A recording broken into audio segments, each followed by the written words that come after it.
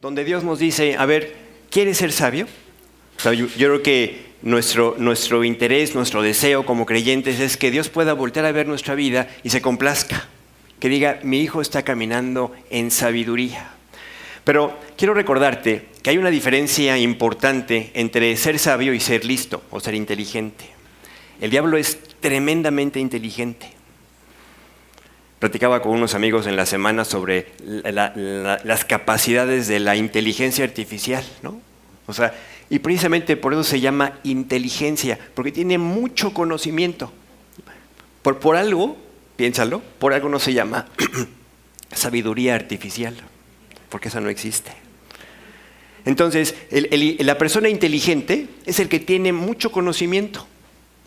La persona sabia puede tener mucho menos conocimiento, pero está viviendo conforme a lo que sabe. Y el objetivo de Dios para ti y para mí es que seamos sabios.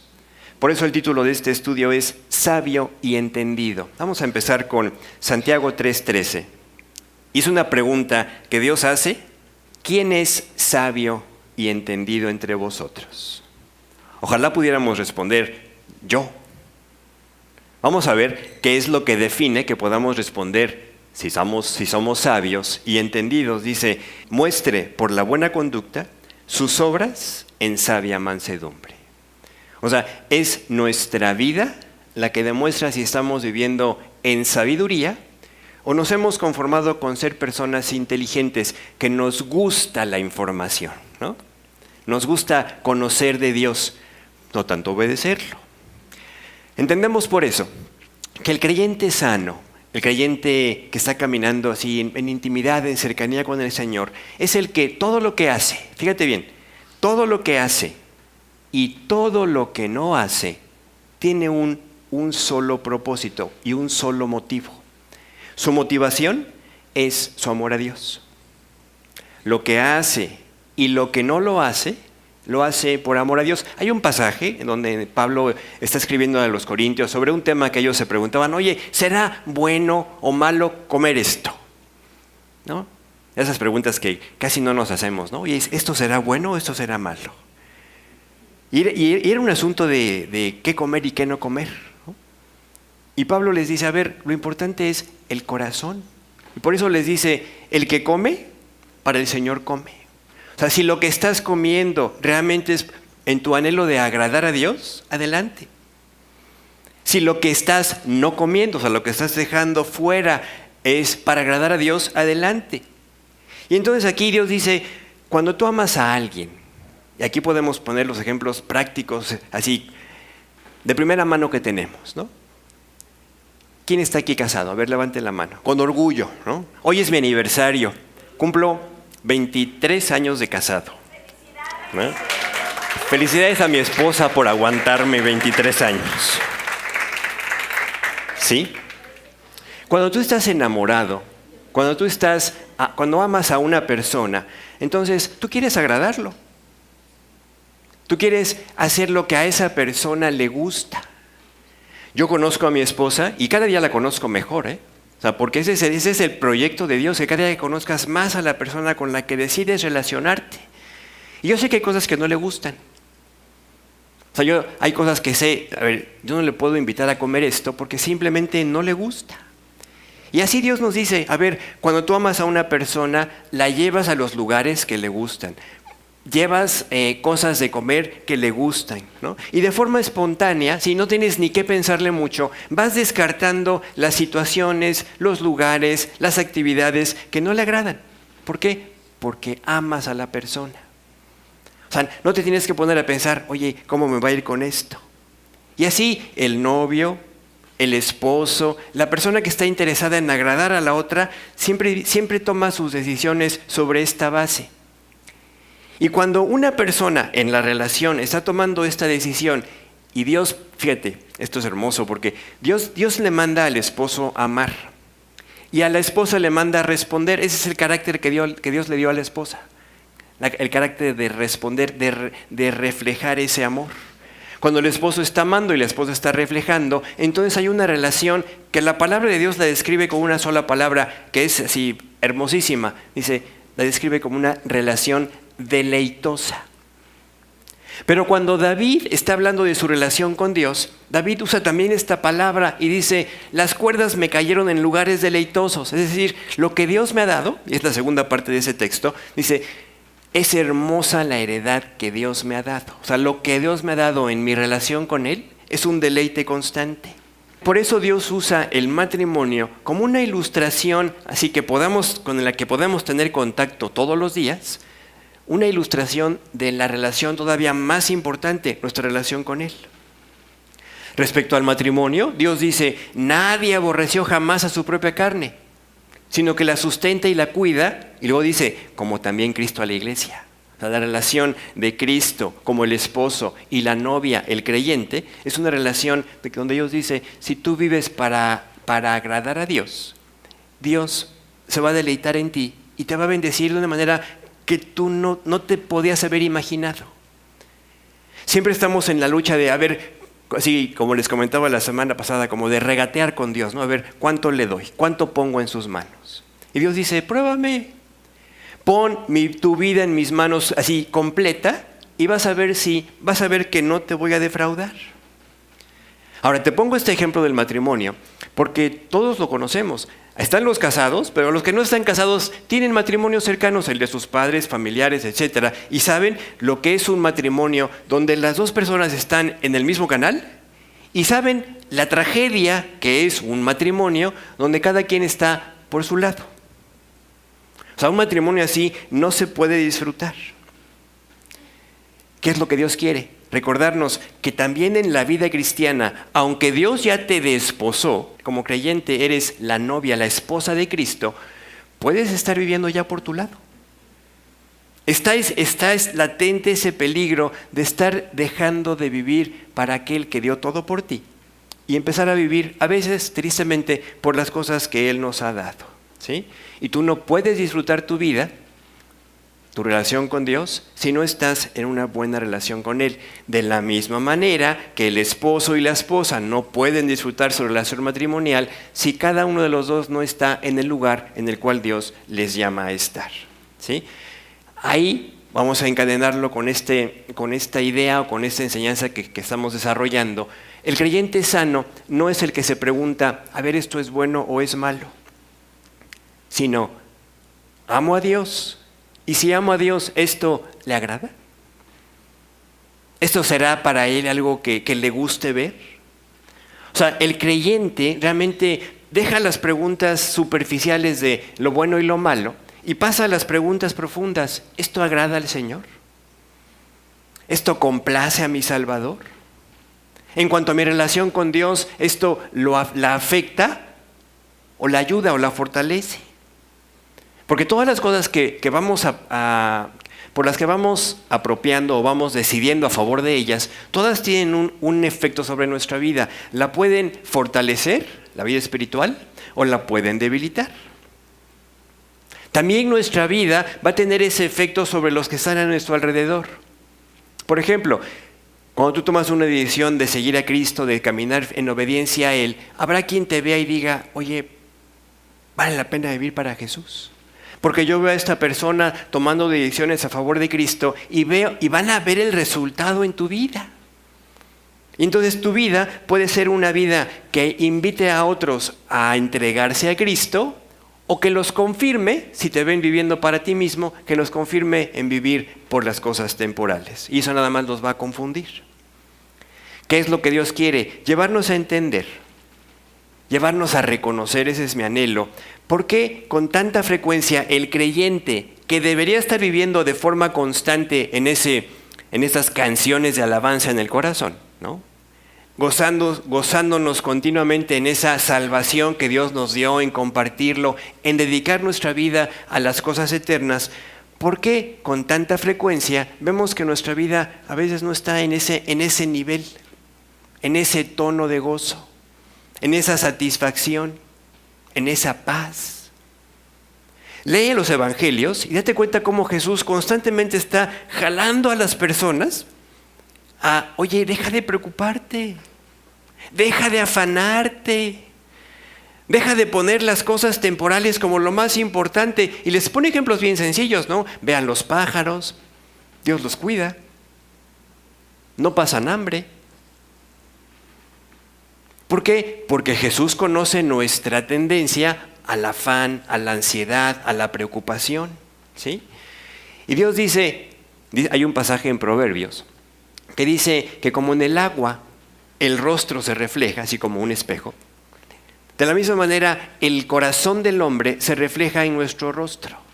El pasaje dice literalmente, como en el agua el rostro corresponde al rostro, así el corazón del hombre se refleja en el rostro del hombre. Y a veces Dios nos dice, oye, vete a ver en el espejo.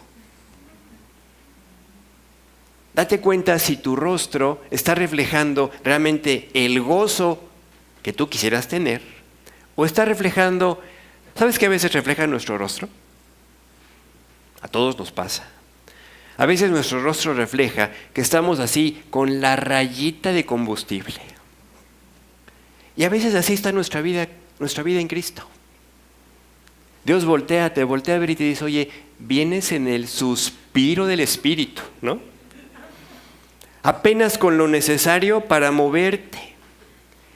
Y lo que Dios está buscando es que tú detectes antes de llegar a ese punto bajo, ¿por qué no reconocer esas señales que tu vida misma te da de que estás baja, de que estás flaqueando en tu relación con Dios? ¿Y sabes cuáles son esas señales? Por ejemplo, una de las más comunes, ya la mencionamos, es la preocupación. Vives preocupado. Otra, por ejemplo, es la ingratitud. Una de las maneras en las que reflejamos nuestra ingratitud es porque dejamos de vivir para aquel que nos da las cosas. O sea, Dios me lo dio. Es como cuando llega el padre así con algo para los hijos, ¿no? Y que después de que se lo das y le dices, oye, ¿me das un pedacito? No, es mío. ¿No les ha pasado? Y así somos a veces con Dios. Dios nos da a manos llenas, nos bendice y luego nos dice, oye, ¿me das algo de ti? No, Dios, es que se me acaba, ¿no? Otra de las señales que viene a nuestra vida cuando estamos en una, vamos a decir, en una no buena relación espiritual, es que te das cuenta que estás continuamente en la crítica o en la queja, o que entras con facilidad al enojo o a la justificación. Y estas son señales que Dios te dice, ponles atención ahora que estás a tiempo, ahora que estás escuchando, porque te puedes acostumbrar a ver esas señales, te puedes acostumbrar a ver el foquito que dice bajo combustible, hasta que ya no avance, hasta que ya no te puedas mover. Realmente los creyentes no se levantan un día y dicen, hoy me voy a apartar, ¿no? No, es paso a paso, es decisión tras decisión. De la misma manera, el creyente no se levanta un día y dice, hoy voy a tener una aventura, voy a cruzar esa línea de fidelidad. Tampoco se levantan un día y dicen, a ver, hoy voy a entregarme a la bebida, o me voy a pelear con todos mis amigos. No es una decisión que surge en un momento, son decisiones que se van acumulando. Tampoco es una mañana que el creyente se levanta y dice, a ver, ya decidí que a partir de hoy voy a ser de un creyente deshonesto. No. Nadie planea tampoco endeudarse hasta el tope, ¿no? Son cosas que no planeas. Nadie planea cuando se va a casar, ¿sí? Cuando está enamorado, nadie planea, voy a ir contratando un abogado para el divorcio, ¿no? Son cosas que no piensas que van a pasar, pero pasan. Pasan. ¿Por qué pasan? Porque el creyente no aprendió a andar con sabiduría, no aprendió a andar evitando las cosas que lo iban acercando, que lo iban poniendo más en peligro. Vivimos en una época donde toda la influencia está hacia las cosas temporales, toda la influencia. Yo no he visto en Ruiz Cortines o en el Boulevard ninguna ningún anuncio panorámico de esos espectaculares que diga, acércate a Dios, te está buscando. No, el día que yo vea uno de esos, yo creo que choco de la emoción, ¿no? En nuestra época, toda la influencia es, vive por lo material. ¿O conoces alguna influencia que promueva, por ejemplo, la fidelidad en el matrimonio? A ver, aquí en los que les gustan o nos gustan las series, ¿alguna serie que promueva así la fidelidad, la castidad? Que promueva el orden correcto en el hogar, el esposo como cabeza, la esposa en amor con el esposo, en sujeción, los hijos en sujeción. ¿Hay algo así? No hay. ¿Por qué? Porque el mensaje del mundo es todo lo contrario. Las redes sociales están diseñadas para absorber tu tiempo, para absorber tus pensamientos y que te concentres solo en la fachada. Y en las redes sociales, tristemente, lo que se promueve es muchas veces lo bajo. O sea, Dios promueve en la Biblia o exalta en la Biblia la pureza sexual. No es lo que se promueve y no es lo que se exalta en las redes sociales. Dios exalta la honestidad. Dios exalta la lealtad.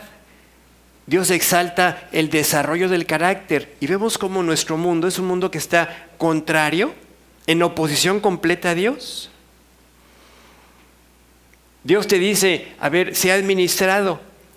Y el bombardeo del mundo es compra, compra, compra, compra. Adquiere todo lo que puedas, meses sin intereses, ¿no? Es que no me pude resistir, estaba a 200 meses sin intereses. Sí.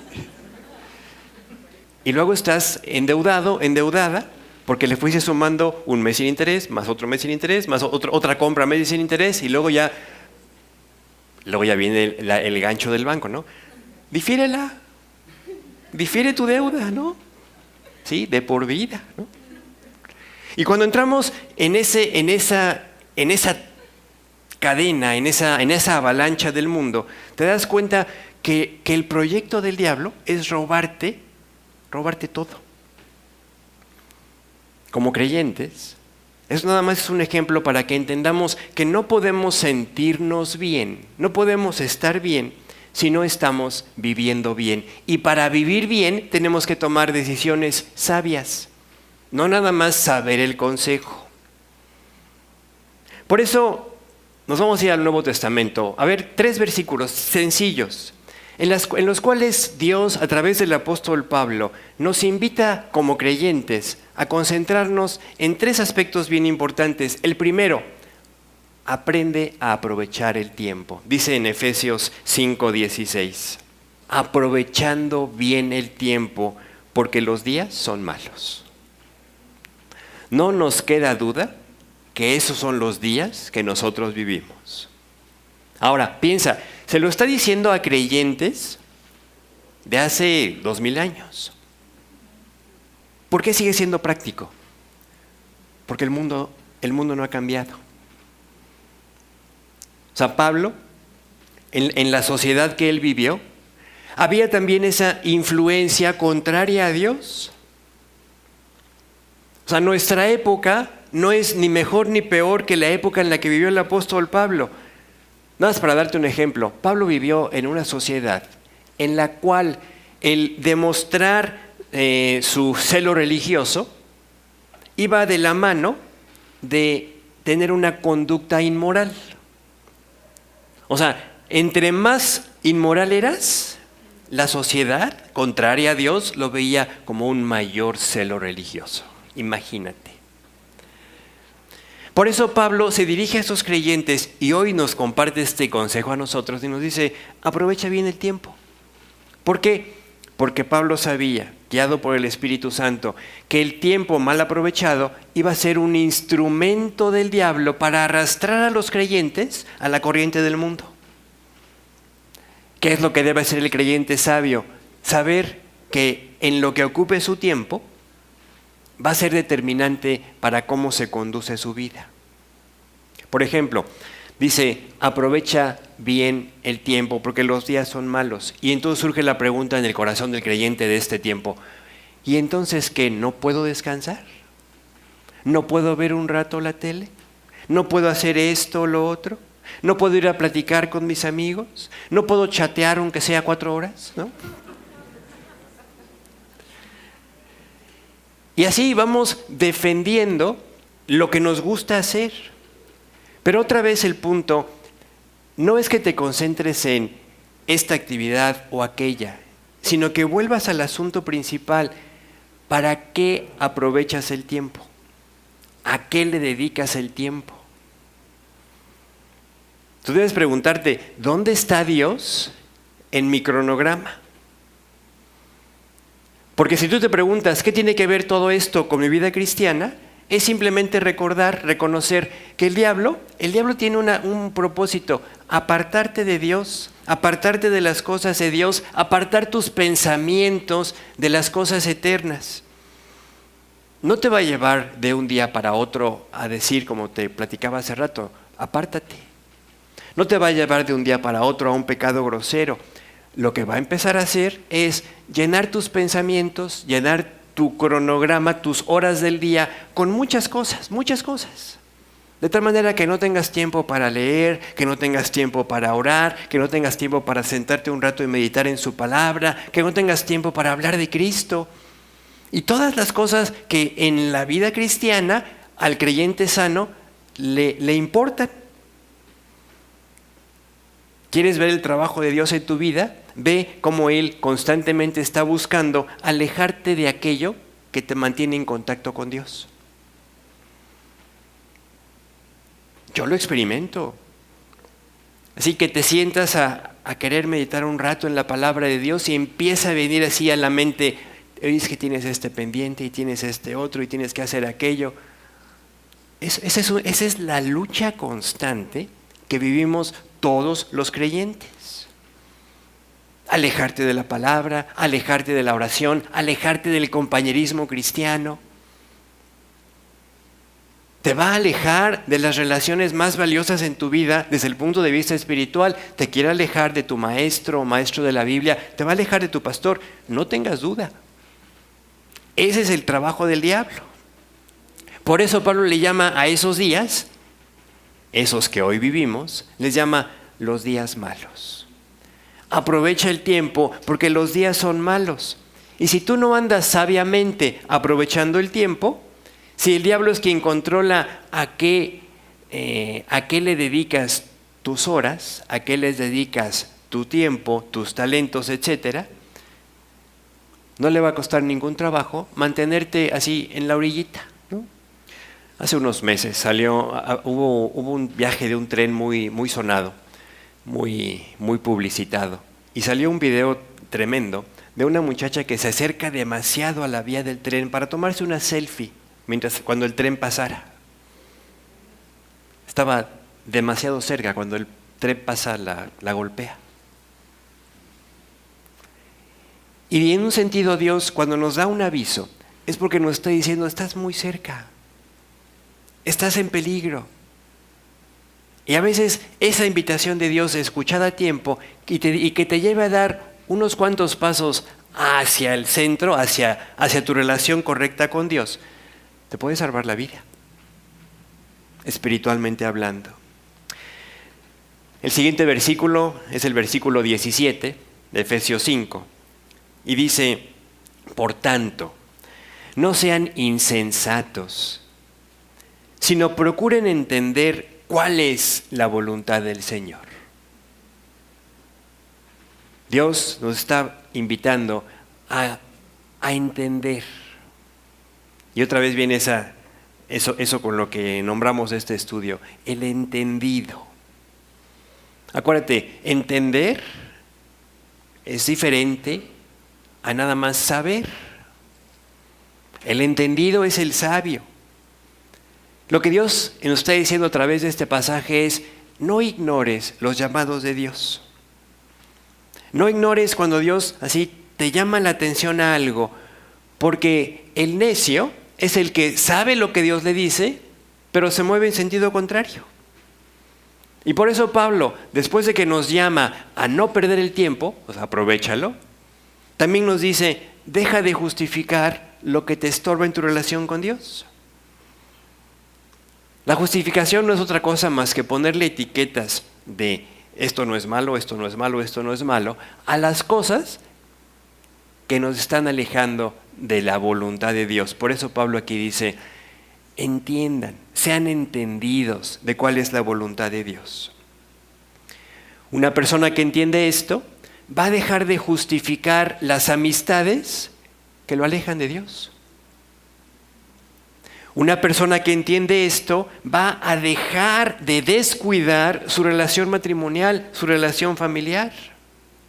Una persona que entiende esto va a dejar de pasar demasiado tiempo, de que su tiempo se vea afectado con esos hobbies que no alimentan la vida espiritual, sino que drenan tu vida. Con frecuencia, yo he escuchado así creyentes que se me han acercado a decirme, Arturo, tomé la decisión de dar de baja tal o cual red social de mi teléfono porque me estaba drenando mi vida. ¿Y a poco no después viene otra vez la tentación? ¿No?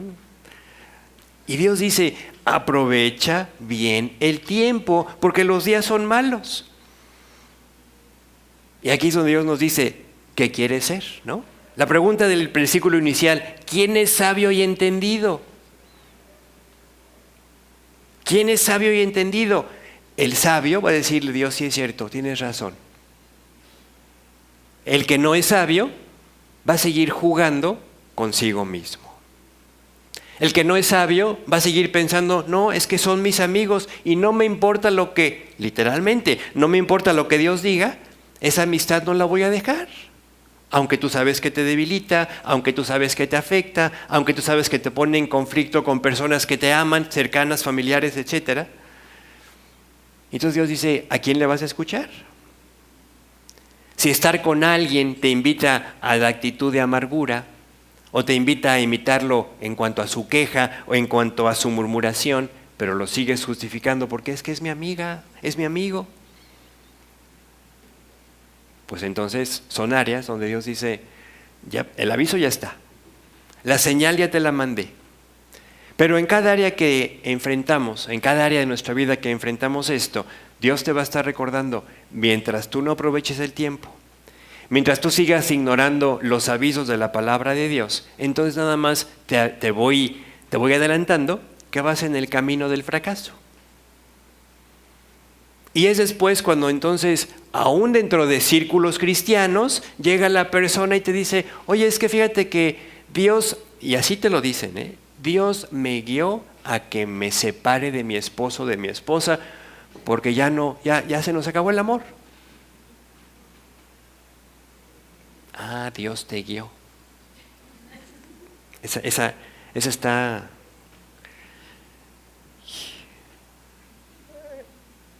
Y nada más es no haber escuchado realmente los avisos de Dios. ¿Por qué? Porque te fuiste colocando en el límite, en la rayita. Querías estar cerca de donde pasa el tren, ¿no? Querías una selfie espectacular. Y lo que el diablo está esperando es que te pongas en el lugar donde te dé con todo. ¿Sí? Siguiente versículo, 18. Dice, no os embriaguéis con vino, en lo cual hay disolución, antes bien, sed llenos del Espíritu. La parte clave de este versículo es que es el Espíritu Santo quien le puede dar a tu vida sabiduría. Es el Espíritu Santo el que te va a dar las impresiones constantemente de si vas en el camino correcto o si tienes que detenerte. Como creyentes, si tú ya aceptaste a Cristo, tú has experimentado esto, que decidiste hacer algo, y cuando es el plan de Dios, hay paz, hay libertad, las cosas se dan. Pero cuando no es el plan de Dios, muchas veces aunque las puertas se abran, aunque todo parezca que camina bien, cuando no es el plan de Dios, hay un sentir. Hay una voz en el interior que te dice, aguas, cuidado, no tienes paz. pero hay que hacerle caso. Se percibe. Pero Dios dice que esa suave voz, o sea, no es algo que te... A veces el creyente quisiera que cuando hiciéramos algo fuera de la voluntad de Dios, ahí enseguida se abriera el piso y no pudiéramos avanzar, ¿no? Pero la guía de Dios, la suave voz de Dios, ahí está. Pero hay que estar atentos a su voz. Es como ese aviso que te dice, te estás acercando mucho al peligro. Ahí está. Pero cuando Dios te dice, te estás acercando mucho y tú te sigues acercando, quien lo ve de fuera dice, es que no entiende. Y Dios dice, aléjate de la orilla, aléjate del peligro. A veces el aviso es bien práctico. Llega el aviso y te dice, oye, sé amable. Llega el aviso y te dice, oye, bájale a la discusión. A veces llega el aviso y te dice, oye, baja la velocidad, ¿no? Simplemente de esta manera Dios va guardando nuestra vida. Y cuando escuchamos, Dios te va cuidando. Cuando no escuchamos, cuando las advertencias del Espíritu Santo no les hacemos caso, entonces nos vamos a enfrentar a que la tentación tiene todo el poder, todo el control sobre nuestra vida. A veces esa voz que tenemos que escuchar es una que te dice, a ver, hoy no prendas la tele. Inténtalo. El otro día un creyente nos compartía, tomé la decisión de, mientras iba en el coche, ya no escuchar música, ni siquiera música cristiana, empezar a escuchar la palabra de Dios. Digo, no te digo que lo hagas así como que, ay, es una imposición. Pero te comparto esto para que te des cuenta cómo nuestra tendencia siempre es no es difícil distinguirlo. Nuestra tendencia es a lo que nos gusta. Y a veces cuando viene la voz de Dios a hacer algo que no te gusta, tú haces como que, ay, no escuché. Qué hermoso poder tener un corazón como el de Samuel, ¿no? Que llegó con Elí. ¿Qué pasó, Elí? ¿Qué quieres? Yo no te hablé. Y otra vez, Elí, ¿qué quieres? Hasta que Elí captó, es Dios quien lo está llamando. Pero Samuel lo que tuvo fue un corazón sensible, dócil a la voz de Dios. Muchas veces cuando tú escuches la voz de Dios y hagas lo que Dios te está pidiendo, va a haber en tu interior, primero tu antigua naturaleza va a decir, oye, qué exagerada eres, o qué exagerado eres. Algunos cristianos te van a decir, no seas legalista. Pero una vez más, ahí debes preguntarte, bueno, ¿para qué hago esto? ¿Para agradarme a mí, para agradar a mis amigos, para agradar a otros o para agradar a Dios? Va a llegar alguien que te diga, ay, ya no te da permiso tu mamá, ya no te da permiso tu papá. Una vez le dijeron así a un amigo creyente y él dijo, tienes toda la razón, a mi papá no le gusta que haga eso. A veces le dije, y le dice, siguiente frase, mi papá es Dios. Y el otro se quedó ya callado, ¿no? Y aquí es donde tú tienes que preguntarte, ¿quiero tener éxito en mi vida? Dios te va a dar, Dios te va a acercar todo el consejo, toda la bendición. Pero la siguiente pregunta, que ya no todos estamos dispuestos a decir sí, es, ¿estás dispuesto a cuando venga el aviso dar el paso atrás? A lo mejor son unos cuantos pasos, a lo mejor son muchos. Pero es Dios quien te está diciendo, ¿estás dispuesto a alejarte del borde del precipicio? ¿Estás dispuesto a que ante cada oportunidad, cada propuesta que se te presente, la analices no en si es bueno o es malo, sino esto es lo que agrada a Dios? ¿Estás dispuesto a usar tu tiempo libre de una manera que glorifique a Dios? ¿Estás dispuesto a buscar la voluntad de Dios para tu vida?